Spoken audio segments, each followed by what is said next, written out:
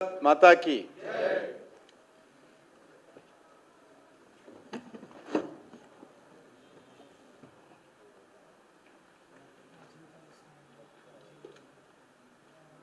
ఈరోజు దేశవ్యాప్తంగా భారతీయ జనతా పార్టీ ఆధ్వర్యంలో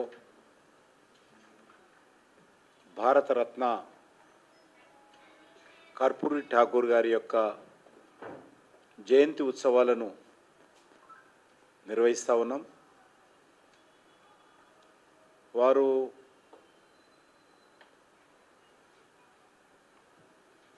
సోషలిస్టు నాయకుడిగా విద్యార్థి దశలోనే అనేక ఉద్యమాలకు రూపకల్పన చేసి మరి పోరాటాలు చేసినటువంటి గొప్ప వ్యక్తి. అంతేకాకుండా ఆయన ఇటు కార్మికుల కోసము, అటు ఎస్సీ ఎస్టీ బీసీ బడుగు బలైన వర్గాల కోసము అంకితమై పనిచేసినటువంటి గొప్ప మహానుభావుడు కర్పూరి ఠాకూర్ గారు. పేద కుటుంబం నుంచి వచ్చినటువంటి వ్యక్తి. వారు బీహార్ లాంటి పెద్ద రాష్ట్రం, ఆ రోజు బీహారు జార్ఖండ్ ఒకటే ఉండేది, ఉత్తరప్రదేశ్ తర్వాత అతిపెద్ద రాష్ట్రం అది. అటువంటి రాజకీయంగా ప్రాధాన్యత కలిగినటువంటి రాష్ట్రము, దేశంలోనే రెండవ అతిపెద్ద రాష్ట్రము, రాజకీయ చైతన్యమైనటువంటి రాష్ట్రము. అటువంటి రాష్ట్రానికి ఆయన విద్యాశాఖ మంత్రిగా, శాసనసభ్యుడిగా, 2 సార్లు ముఖ్యమంత్రిగా సేవలు అందించినటువంటి మహానుభావుడు మరి కర్పూరి ఠాకూర్ గారు. వారు విద్యామంత్రిగా ఉన్నప్పుడు ఆ కాలంలోనే విద్యారంగంలో సమూలమైనటువంటి సంస్కరణ తీసుకొచ్చినటువంటి వ్యక్తి కర్పూరి ఠాకూర్ గారు. వారు ముఖ్యంగా ఓబీసీ వర్గాలకు విశేషంగా సేవలు అందించారు. వారికి రాజకీయంగా, సామాజికంగా, ఆర్థికంగా మరి వాళ్ళకు సముచిత స్థానం దొరకాలని, రావాలని, మరి వారు ముఖ్యమంత్రిగా 2 సార్లు ఉన్నప్పుడు కానీ, విద్యాశాఖ మంత్రి ఉన్నప్పుడు కానీ, రాజకీయ నాయకుడిగా కానీ నిరంతరము అంకితభావంతో పనిచేసినటువంటి గొప్ప నాయకుడు. ఒక పేద కుటుంబం నుంచి, ఒక చిన్న సామాజిక వర్గం నుంచి వచ్చినటువంటి వ్యక్తి. మరి ఆయన ఆ రోజే ప్రజానాయకుడు, అంటే జననాయకగా గుర్తింపు తెచ్చుకున్నారు. ఈ పార్టీ ఆ పార్టీ అని కాదు, యావత్ సమాజం ఆయనను ఒక ప్రజానాయకుడుగా, జననాయక్ అనేటువంటి పేరుతో పిలిపించుకున్నటువంటి గొప్ప మహానుభావుడు. అంతేకాదు, వారు విద్యార్థి దశగా ఉన్నప్పుడే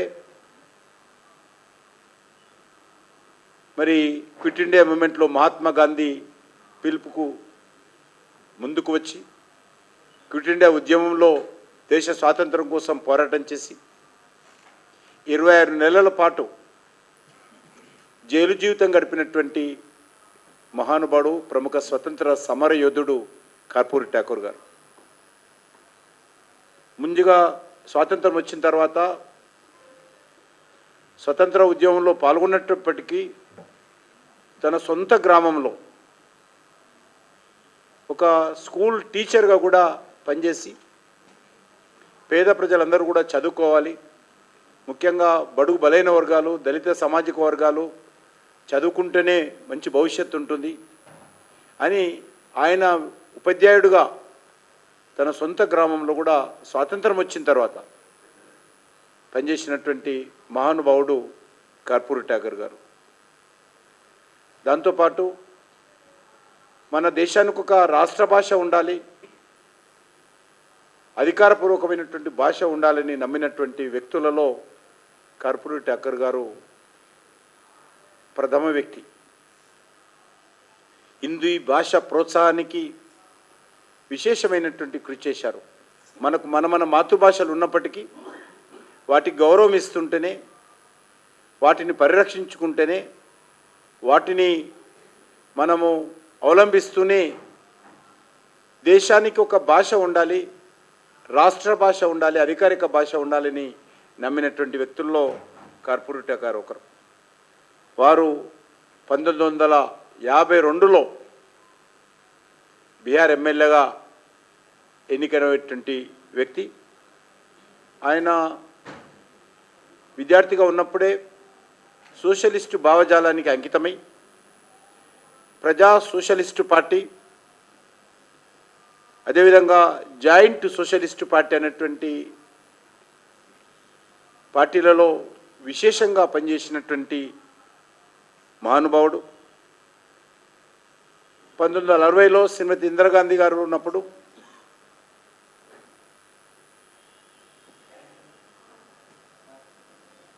మరి ఆ రోజు పండిత్ జవహర్లాల్ నెహ్రూ, శ్రీమతి ఇందిరాగాంధీ గారు కాంగ్రెస్ పార్టీ పరిపాలనలోని అనేక రకాల ప్రజా ఉద్యమాలు నిర్మాణం చేసినటువంటి వ్యక్తి. అంతేకాకుండా వారు 1970లో మరియు 1977లో 2 సార్లు బీహార్ రాష్ట్రానికి ముఖ్యమంత్రిగా అయ్యారు. మరి మనకందరికీ తెలుసు, గత సంవత్సరము వారికి శతజయంతి ఉత్సవాలు మనమందరం నిర్వహించుకున్నాము. వారు భారతీయ జనతా పార్టీ నాయకుడు కాకున్నా కూడా జనతా పార్టీలో ఆ రోజు Jan Sangh socialist party, old Congress party అన్నీ కూడా జయప్రకాష్ నారాయణ గారి నేతృత్వంలో కలిసి శ్రీమతి ఇందిరాగాంధీ యొక్క నియంతృత్వ పాలనకు, శ్రీమతి ఇందిరాగాంధీ యొక్క అధికార దుర్వినియోగానికి వ్యతిరేకంగా గలమెత్తిన విషయం మనకందరికీ తెలుసు.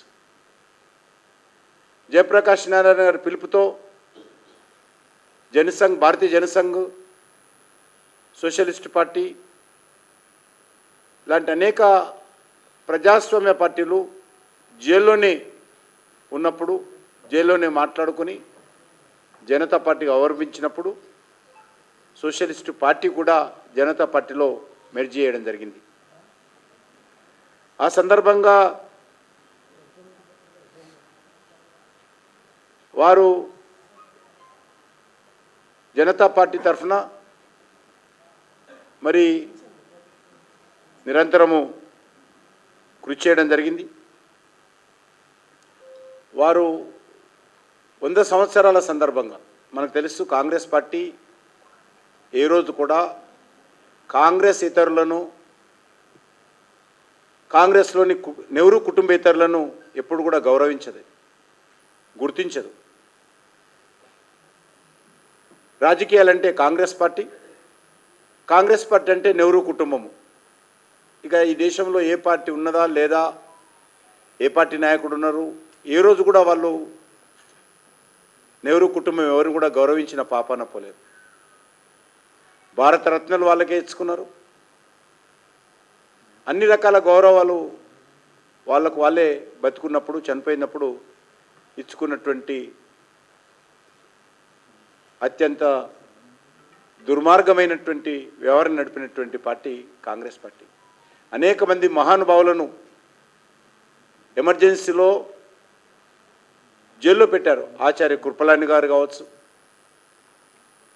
అటల్ బిహారీ వాజ్పేయి గారు కావచ్చు, జార్జి ఫెర్నాండెస్ గారు కావచ్చు, లాల్కృష్ణ అద్వానీ గారు కావచ్చు, అనేక మందిని ఆ రోజు జైల్లో పెట్టినప్పుడు మరి ఏ రకంగా ఇందిరాగాంధీకి వ్యతిరేకంగా జనతా పార్టీ జన్మనిచ్చి, జనతా పార్టీ ద్వారా ఒక మహా విప్లవం, ఆ రోజు ఒక నిశ్శబ్ద విప్లవం ఆ రోజు దేశంలో వచ్చిందో మనకు తెలుసు. జైల్లో ఉన్నప్పుడే ఎన్నికలు ప్రకటించి ప్రతిపక్షాల ఐక్యత కానీ, ప్రతిపక్ష పార్టీలు అభ్యర్థులను ఎంపిక చేసుకోవడానికి కానీ, ప్రతిపక్ష పార్టీలు ప్రచారం చేసుకోవడానికి కానీ, ప్రతిపక్ష పార్టీలు వనరులు సమకూర్చుకోవడానికి కానీ ఏ రకమైనటువంటి అవకాశం ఇవ్వకుండా అందరూ జైల్లో ఉన్నప్పుడే ఎన్నికలు ప్రకటించి ఆ తర్వాత మీసా రద్దు చేసి వీళ్ళందరినీ వదిలిపెట్టారు. ఆ ఉన్నటువంటి తక్కువ సమయంలోనే ప్రకటించిన తర్వాత జైలు నుంచి బయటకు వచ్చిన తర్వాత ఆ తక్కువ సమయంలోనే జనతా పార్టీ ఏర్పాటు చేయడం, ఆ రోజు శ్రీమతి ఇందిరాగాంధీని ఓడించిన విషయం మనకు తెలుసు.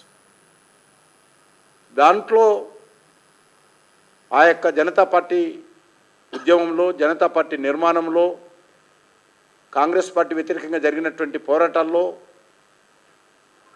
కర్పూరి ఠాకూర్ గారి యొక్క పాత్ర అమోఘమైందని ఈ సందర్భంగా మనం చేస్తున్నాం. అంతేకాదు, మనం చూసాం, ఇంతకుముందు చెప్పాను నేను,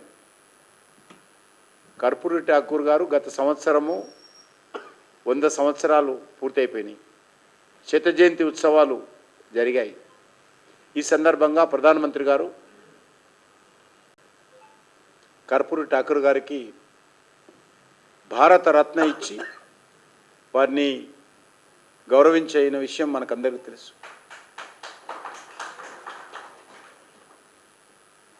కర్పూరి ఠాకూర్కే కాదు, కాంగ్రెస్ పార్టీ నాయకుడిగా ఉన్నటువంటి పివి నరసింహారావు గారికి కూడా భారతరత్న ఇచ్చినటువంటి ఖ్యాతి నరేంద్ర మోడీ గారికే దక్కుతుంది.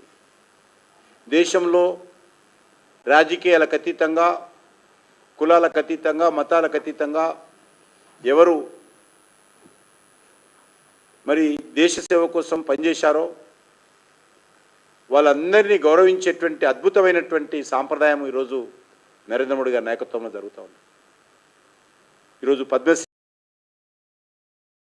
పద్మభూషణ్ అవార్డులన్నా గతంలో రాజకీయ పార్టీల కనుసైగలలో, పాలక పార్టీ కనుసైగల్లో అవార్డులు వచ్చేది. అటువంటి అవార్డుల స్థానంలో ఈరోజు పీపుల్స్ పద్మ పేరుతోటి ప్రజలలో ఉండేటువంటి అన్సంగ్ హీరోస్ నిస్వార్థంగా దేశం కోసం, దేశ కళల కోసం, సామాజిక పరివర్తన కోసం, సామాజిక చైతన్యం కోసం పనిచేస్తున్నటువంటి మహానుభావులకు పద్మశ్రీ అవార్డులు ఇస్తున్న విషయం మనం చేస్తాం. అదేవిధంగా పాలక పార్టీ కనుసైగల్లో ఉన్నటువంటి వ్యక్తులకే ఈరోజు అవార్డులు ఇస్తున్నటువంటి నేపథ్యంలో నరేంద్ర మోడీ గారు అధికారంలోకి వచ్చిన తర్వాత ఈ 10 సంవత్సరాలలో అనేక రకాల మార్పులు తీసుకొచ్చారు. అందులో భాగంగానే కర్పూరి ఠాకూర్ గారికి భారతదేశంలో అత్యుత్తమమైనటువంటి గౌరవ పురస్కారమైనటువంటి భారతరత్నతో వారిని మరి వారికి నివాళులు అర్పించిన విషయాన్ని ఈ సందర్భంగా మనం చేస్తున్నాం. అదేవిధంగా పివి నరసింహారావు గారికి అటువంటి మహానుభావుడి యొక్క జయంతి ఉత్సవం ఈరోజు మనం అందరము జరుపుకుంటున్నాము. వారు చాలా నిస్వార్థంగా పనిచేసినటువంటి వ్యక్తి. వారు విద్యార్థిగా ఉన్నప్పుడు కానీ, స్వతంత్ర ఉద్యమంలో కానీ 2 జతల బట్టలు, సంఖకు ఒక బ్యాగులో బట్టలు పెట్టుకొని, ఒక పుస్తకము, పెన్ను పెట్టుకొని మరి ఆ రోజు స్వాతంత్ర ఉద్యమంలో, క్విట్ ఇండియా మూవ్మెంట్లో కానీ, సోషలిస్ట్ పార్టీ నాయకుడుగా కానీ పనిచేసినటువంటి గొప్ప వ్యక్తి. ఆయన బీహార్ ముఖ్యమంత్రిగా ఉన్నప్పుడు ఇంగ్లీషు తప్పకుండా నేర్చుకోవాలనేటువంటి ఆప్షన్ అయితే ఉండనో కంపల్సరీ దాన్ని తొలగించి ఆప్షన్గా మార్చినటువంటి వ్యక్తి ఆయన ఈ సందర్భంగా మనం చేస్తున్నాను. అదేవిధంగా బీహార్ రాష్ట్రంలో 1970లో మొట్టమొదటి కాంగ్రెసేతర ముఖ్యమంత్రి. స్వాతంత్రం వచ్చినప్పటి నుంచి 1970 వరకు కూడా కాంగ్రెస్ పార్టీ ముఖ్యమంత్రులే వరుసగా అయ్యేవారు. మన రాష్ట్రంలో కూడా తెలుసు, స్వాతంత్రం వచ్చినప్పటి నుంచి 1983 వరకు ఒకటే పార్టీ, కాంగ్రెస్ పార్టీ ఉండేది. ఎన్టీ రామారావు గారు తెలుగుదేశం పార్టీ పెట్టి మొదటిసారిగా ఆంధ్ర, తెలంగాణ ఉమ్మడి రాష్ట్రంగా ఉన్నప్పుడు మొట్టమొదటి కాంగ్రెసేతర ముఖ్యమంత్రిగా ఎన్టీ రామారావు గారు ఏ రకంగానైతే ఈ రాష్ట్రంలో రాజకీయ మార్పు తీసుకొచ్చాడో అదేవిధంగా కర్పూరి ఠాకూర్ కూడా బీహార్ రాష్ట్రంలో 1947 నుంచి 1970 వరకు కూడా కాంగ్రెస్ ముఖ్యమంత్రిలో ఉంటే ఈరోజు మొట్టమొదటి కాంగ్రెసేతర ముఖ్యమంత్రిగా ఈరోజు ప్రభుత్వాన్ని పరిపాలించినటువంటి ఘనత మరి ఈ యొక్క మన కర్పూరి టగర్కి దక్కుతుందని మనం చేస్తున్నాం. ఈరోజు బీహార్లో మద్యపాన నిషేధం ఉంది, గుజరాత్లో మద్యపాన నిషేధం ఉంది. కానీ ఇప్పుడు మొన్న గుజరాత్లో మొదటి నుంచి జరుగుతూ ఉంది, కానీ బీహార్లో నితీష్ కుమార్ గారు ఎన్డీఏ ప్రభుత్వం వచ్చినాక పెట్టింది. కానీ ఆ రోజే 1970లోనే బీహార్ రాష్ట్రంలో మొదటిసారి మద్యపాన నిషేధం పెట్టి మరి సంస్కరణ తీసుకొచ్చినటువంటి గొప్ప వ్యక్తి, మహిళలకు పేదలకు అండగా నిలబడినటువంటి వ్యక్తి ఈరోజు మరి కర్పూరి ఠాకూర్ గారని ఈ సందర్భంగా మనం చేస్తున్నాం. అంతేకాకుండా ఆయన మరి పేరు మీద ఈరోజు అనేక సంస్థలు, అనేక పరిశోధనలు జరుగుతూ ఉన్నాయి. భారతీయ జనతా పార్టీ ప్రభుత్వము కర్పూరి ఠాకూర్ యొక్క సేవలను మనస్ఫూర్తిగా గుర్తించి ఈరోజు భారతరత్న ఇచ్చి వారికి ఘనమైనటువంటి నివాళులు అర్పించిన విషయాన్ని ఈ సందర్భంగా మనం చేస్తున్నాం. ఎందుకంటే మనకు తెలుసు కాంగ్రెస్ పార్టీ ఎప్పుడైనా సరే కుటుంబ కేంద్రంగా పరిపాలన చేసిన విషయం మనకు తెలుసు. ఈరోజు దేశంలో కూడా అత్యధిక సమయం ప్రధానమంత్రిగా పనిచేసినటువంటి వ్యక్తి కాంగ్రెస్ తర్వాత ఎవరు అంటే ఈరోజు నరేంద్ర మోడీ గారని సందర్భంగా మనం చేస్తున్నాం. కాంగ్రెస్ పార్టీకి ఇష్టం ఉండదు జనతా పార్టీ వస్తే జనతా పార్టీని చీల్చి అనేక రకాలుగా కుట్రలు కుతంత్రాలు చేసి మళ్ళీ అధికారంలోకి వచ్చింది ఇందిరాగాంధీ గారు.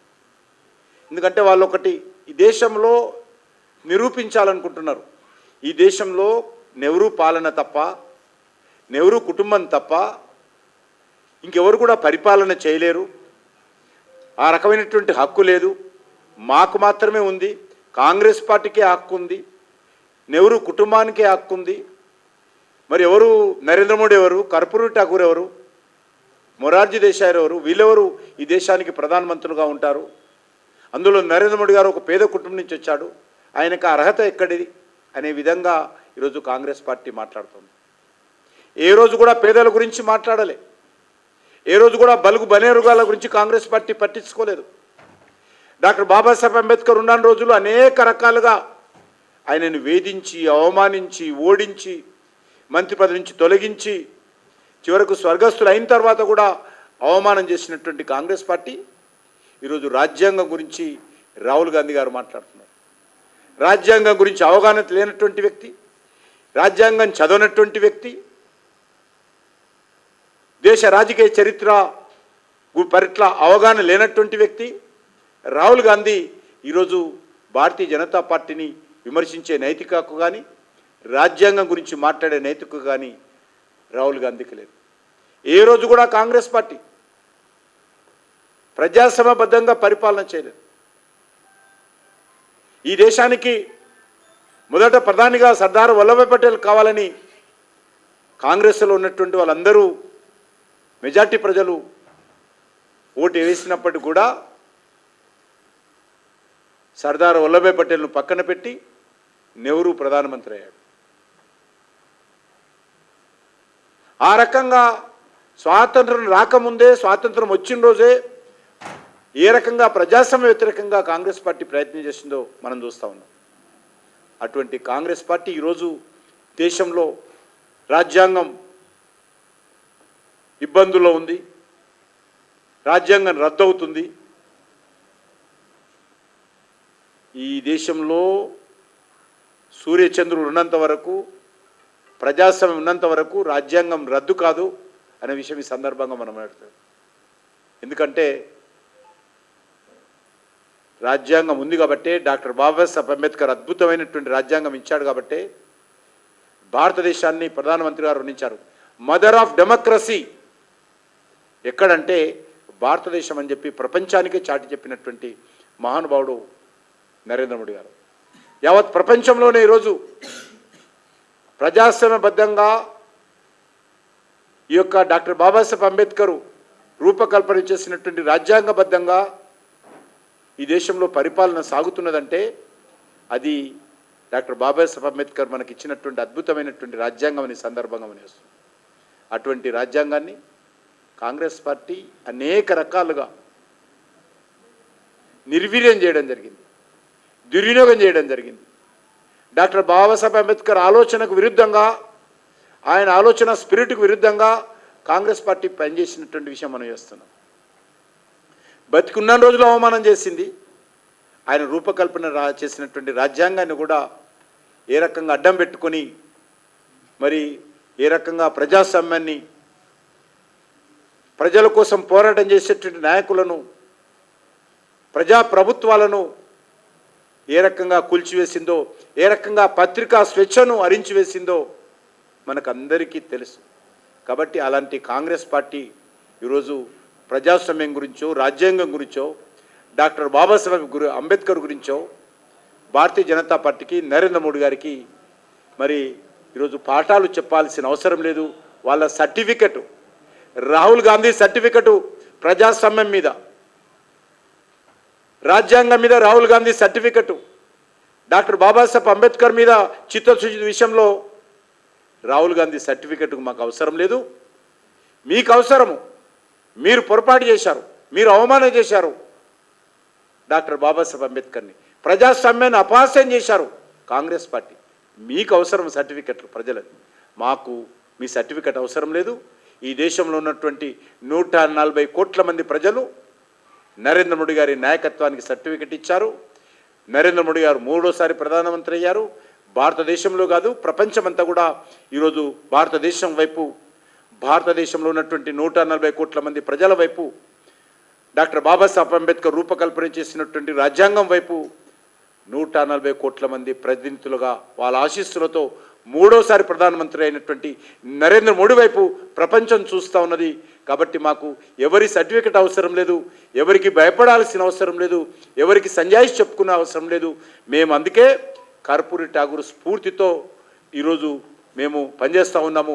డాక్టర్ బాబాసాహెబ్ అంబేద్కర్ స్ఫూర్తితో పనిచేస్తూ ఉన్నాము. అటల్ బిహారీ వాజ్పేయి స్ఫూర్తితో పనిచేస్తూ ఉన్నాము. జయప్రకాష్ నారాయణ స్ఫూర్తితో పనిచేస్తూ ఉన్నాము. మహాత్మా గాంధీ స్ఫూర్తితో పనిచేస్తూ ఉన్నాము. సర్దార్ పటేల్ ఆశయాల సాధన కోసం పనిచేస్తూ ఉన్నాము. కొమరం భీం, రామ్జీ గోండు, అల్లూరి సీతారామరాజు లాంటి మహానుభావుల యొక్క స్ఫూర్తితో ఈరోజు భారతీయ జనతా పార్టీ ప్రభుత్వం పనిచేస్తూ ఉంది. మాకు ఇలాంటి తాటాకు చప్పుల నాయకుల మాటలకు భయపడేటువంటి పరిస్థితి పార్టీ భారతీయ జనతా పార్టీ కాదనే విషయాన్ని ఈ సందర్భంగా మనవి చేస్తూ, చివరగా ఈరోజు భారతీయ జనతా పార్టీ యొక్క 2025 ఈ సంవత్సరానికి సంబంధించినటువంటి డైరీ ఈరోజు మనము పబ్లిష్ చేసుకున్నాము. ఇది 10 కార్యకర్త కూడా ఈ డైరీ పెట్టుకున్నట్లయితే అనేక విషయాలు, పార్టీ సంబంధించినటువంటి మరి నాయకుల విషయాలు కావచ్చు, కార్యక్రమాల విషయాలు కావచ్చు, మన కమిటీలకు సంబంధించినటువంటి పెద్దల విషయాలు కావచ్చు, అందరి ఫోన్ నెంబర్స్తో సహా అద్భుతమైనటువంటి డాటా. మరి ఇక్కడ పరమేష్ గారు గత అనేక రోజులుగా కష్టపడి ఈ డైరీకి రూపకల్పన చేసి మన పార్టీ ద్వారా కార్యకర్తల ముందు పెడుతున్నటువంటి విషయం మనం చూస్తూ ఉన్నాము. కాబట్టి ఈ డైరీ ఈ సంవత్సరం మరింతగా మంచి ముద్రణతో, మరింత వివరాలతో, మరింత అద్భుతంగా క్వాలిటీతో ఈ డైరీ తీసుకురావడం జరిగింది. నేను రాష్ట్ర పార్టీ అధ్యక్షుడిగా నేను మన పరమేష్ గారికి మనస్ఫూర్తిగా అభినందనలు తెలియజేస్తా ఉన్నాను డైరీ రూపకల్పన చేసినందుకు. నిస్వార్థంగా గత అనేక రోజులుగా పార్టీ యొక్క క్రమశిక్షణ కార్యకర్తగా మీడియా విభాగంలో పనిచేస్తున్నటువంటి పరమేష్ ఈ యొక్క డైరీ తీసుకొచ్చారు. వారికి నేను అభినందనలు, శుభాకాంక్షలు తెలియజేస్తూ, ఈ సందర్భంగా పార్టీ కార్యకర్తలందరూ కూడా ఈ డైరీని ఎప్పుడు తమ పార్టీ కార్యక్రమాల్లో ఏ జిల్లాకి వెళ్ళినా, ఏ మండలానికి వెళ్ళినా, ఏ సమావేశానికి వెళ్ళినా ఈ డైరీ ఎంబడి పెట్టుకొని ఎప్పటికప్పుడు ఈ డైరీలో వివరాలు రాసుకుంటూ ఈ డైరీ ద్వారా మరి అనేక భవిష్యత్ కార్యక్రమాలకు కూడా ఉపయోగించుకోవాల్సిందిగా నేను అందరినీ కోరుకుంటూ సెలవు తీసుకుంటున్నాను.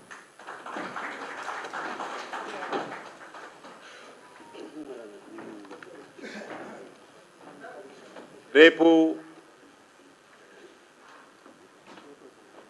మనకందరికీ తెలుసు, గత 7 సంవత్సరాలుగా భారత గణతంత్ర దినోత్సవం రోజు మన ట్యాంక్ బండ్ ఉన్నటువంటి నెక్లెస్ రోడ్లో భారతమాత ఫౌండేషన్ ఆధ్వర్యంలో భారత మాతకు మహారతి అనేటువంటి ఒక జాతీయ భావజాలంతో కూడినటువంటి కార్యక్రమం మనము గత 7 సంవత్సరాలుగా ఇది 8వ సంవత్సరం నిర్వహిస్తూ ఉన్నాం. మనము హారతి అనేది గంగా నదికి హారతిస్తాము. అనేక మంది దేవి దేవతలకు హారతులు ఇస్తుంటాం. కానీ ఈరోజు మనకు దేవి దేవతలతో పాటు ప్రకృతితో పాటు మనకు అమ్మగా కొలిచేటువంటి ఈ యొక్క భారత మాత ప్రపంచంలో ఏ దేశం కూడా ఈ యొక్క భారత భూభాగాన్నో లేకపోతే వాళ్ళ భూభాగాన్నో అమ్మగా కొలిచేటువంటి దేశం ఏది లేదు. కానీ స్వతంత్ర ఉద్యమంలోనే మహాత్మా గాంధీ గారు కావచ్చు, సుభాష్ చంద్రబోస్ కావచ్చు, లేక భగత్ సింగ్ కావచ్చు, అల్లూరి సీతారామరాజు కావచ్చు, అనేక మంది మహానుభావులు కూడా స్వతంత్ర ఉద్యమంలోనే భారత్ మాతాకు జై అనేటువంటి నినాదం ఈ భారతదేశంలోని మారుమూల గ్రామాలలో మారుమోగింది. భారత మాతకు జై అంటేనే ఇళ్లలో నుంచి లక్షలాది మంది ప్రజలు బయటకు వచ్చి స్వాతంత్ర ఉద్యమంలో పాల్గొన్నటువంటి చరిత్ర మన భారతదేశ చరిత్ర. అందుకే అటల్ బిహారీ వాజ్పేయి గారు అన్నారు, భారతదేశము ఒక మట్టి కాదిది, భారతదేశం అంటే మనకు భారత మాతతో సమానము. ఏ జమీన్ కా తుక్కడా నయ్యే ఆయన అన్నాడు. ఆయన ఇది ఒక భూభాగం మాత్రం ఒక కాదు, ఇది మేము ఈ భూమిని, మా యొక్క భారతదేశంలో ఉన్న భూమిని అమ్మతో మేము కొలుస్తాము, మేము దీనికోసము పరితపిస్తాము, దీనికోసం అవసరమైతే ప్రాణాలు ఇస్తాము. మేము ప్రాణాలు ఇచ్చిన తర్వాత మా యొక్క అస్థికలు గంగా నదిలో కలిపితే ఆ అస్థికల దగ్గర చెవి పెట్టి వినిపిస్తే మా అస్థికల్లో నుంచి కూడా భారత్ మాతాకి జై అనే నినాదం వస్తుంది. నదిలో వెళ్తున్నటువంటి అస్థికలు కూడా ఎవరైనా చెవి పెట్టి వినిపిస్తే అస్థికల్లో నుంచి కూడా ఏ నినాదం వస్తుందంటే భారత్ మాతాకు జై అనే నినాదం వస్తుంది. అటువంటి దేశభక్తి గల స్ఫూర్తితో ఈరోజు భారత మాతకు మహా ఆరతి ఇచ్చేటువంటి కార్యక్రమం దేశంలో మొదటిసారిగా మన హైదరాబాద్లో ప్రారంభించుకోవడం జరిగింది భారతమాత ఫౌండేషన్ ద్వారా. ఈ 26వ తేదీ భారత గణతంత్ర దినోత్సవం రోజు రిపబ్లిక్ డే సందర్భంగా సాయంకాలం 4 గంటలకు అద్భుతమైనటువంటి సాంస్కృతిక కార్యక్రమాలు, చివరకు భారత మాతకు మహారతి కార్యక్రమం ఉంటుంది. దాన్ని కూడా జయప్రదం చేయాల్సిందిగా జంట నగర ప్రజలందరినీ కూడా విజ్ఞప్తి చేస్తా ఉన్నాం.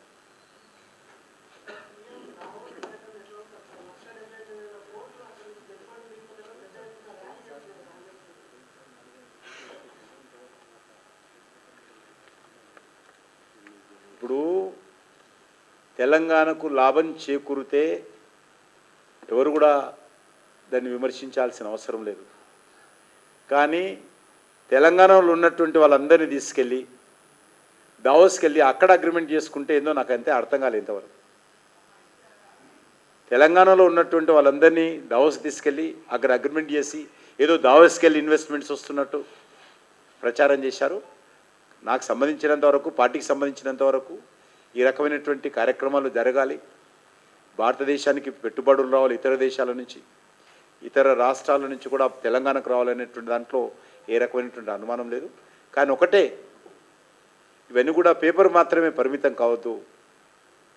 ఇవన్నీ కూడా ఈరోజు మరి కిందికి దిగాలి, మన తెలంగాణ క్షేత్రంలో కనిపించాలి. కానీ తెలంగాణలో ఈరోజు పరిస్థితి ఏంది? తెలంగాణలో ఈరోజు రియల్ ఎస్టేట్ వ్యాపారస్తులు కూడా ఇతర రాష్ట్రాలకు వెళ్ళిపోతూ ఉన్నారు. పారిశ్రామికవేత్తలు ఇతర రాష్ట్రాలకు వెళ్ళిపోతూ ఉన్నారు. తెలంగాణలో ఉన్నటువంటి కాంట్రాక్టర్లు కూడా ఎవరు తెలంగాణలో కాంట్రాక్ట్ చేయడానికి భయపడుతున్నారు. గతంలో టీఆర్ఎస్ హయాంలో ఇరేక రకమైనటువంటి పక్షపాతం ఉండేది. ఈరోజు కాంగ్రెస్ పార్టీ వచ్చిన తర్వాత వాళ్ళు పక్షపాతం చేస్తే వీళ్ళు వేధింపులు చేస్తూ ఉన్నారు. కాబట్టి ఇక్కడ ఉన్నటువంటి వాళ్ళే, ఇప్పటికే పనిచేస్తున్నటువంటి వాళ్ళే